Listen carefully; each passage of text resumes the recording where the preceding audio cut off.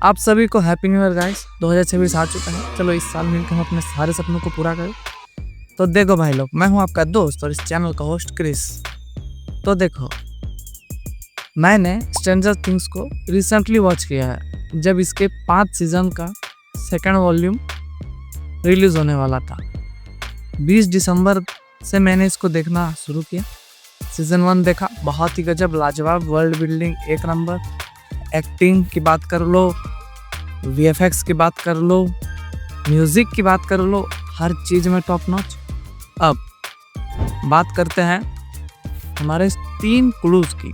सबसे पहला clue, L अपनी पावर्स का इस्तेमाल कैसे किया, जबकि हमने देखा है कि वो पूरी टीम के साथ ट्रक में बैठी हुई थी और जैसे ही मिलिट्री ने उन्हें घेरा तो वो अचानक से गायब हो जाती है और वो टेलीपोर्ट नहीं कर सकती। तो देखो, काली, हमने देखा कि काली मर रही है, लेकिन ये भी हो सकता है कि वो बच गई हो या उसमें इतनी एनर्जी हो कि वो बस एल को बचा सके। तो देखो, जैसा कि हमने देखा था कि काली के पास माइंड को मैनिपुलेट करने की पावर है, वो कुछ भी दिखा सकती है जो वो चाहती है। इसी तरह उसने अपने पावर्स का इस्तेमाल करके एल को सेफली एक जगह से निकाल दिया। और इसे तुम नोटिस भी कर सकते हो कि एल जब भी अपने पावर्स को यूज करती है उसके नोज से ब्लड आता है, लेकिन हमने उसमें देखा कि उसके नोज से किसी भी तरह का कोई ब्लड नहीं आ रहा था। तो ये भी एक पॉसिबिलिटी है। सेकंड क्लू ऐसा है कि देखो, एल सोनिक बीम से बहुत कमजोर हो जाती है। एल ही नहीं, काली भी, क्योंकि वो माइंड से चीजों को मैनिपुलेट करती है। इसीलिए ये सोनिक बीम सीधे उनके माइंड पर अटैक करता है। तो जैसा हमने देखा था, एक सोनिक बीम किस तरह एल को वीक कर सकता है, तो वहाँ 5 थे, तो हो ही नहीं सकता कि वो वहाँ तक चल के पहुँचे। दूसरा, वो क्यों नहीं चाहती कि उसके फ्रेंड्स और उसके फादर फिगर को पता चले कि मैं अभी जिंदा हूँ। जैसा कि हमने देखा था सीजन 1 की एंडिंग में कि किस तरह एल को मरते हुए दिखा दिया गया था, लेकिन वो जिंदा थी और हॉपर के पास थी, और हॉपर ने ये बात सबसे छुपाई कि एल अभी जिंदा है और मेरे पास है। इसीलिए हॉपर को पता चलता कि वो अभी जिंदा है, तो उसको ढूंढने के लिए कुछ भी करते।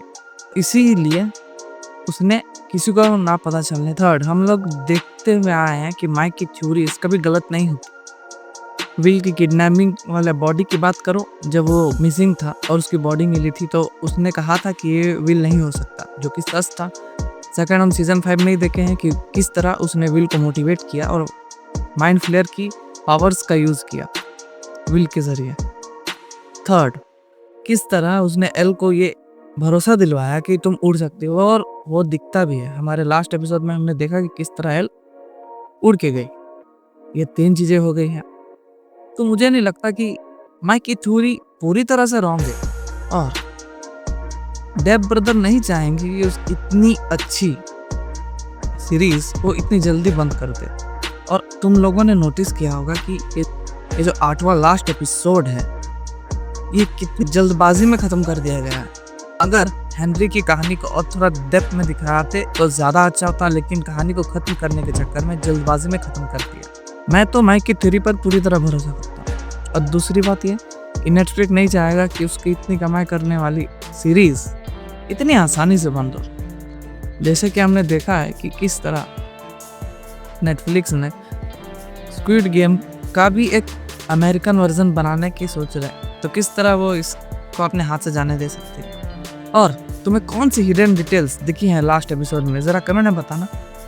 तो देखो, अगर मैं इस पूरे सीरीज को रेटिंग दूं तो 5 आउट ऑफ 5 ये डिजर्व करता है। अब मैं ये सोच रहा हूँ कि अब कौन सी सीरीज स्टार्ट करूँ। इट वेलकम टू डेरी कैसा रहेगा, कमेंट में बताना।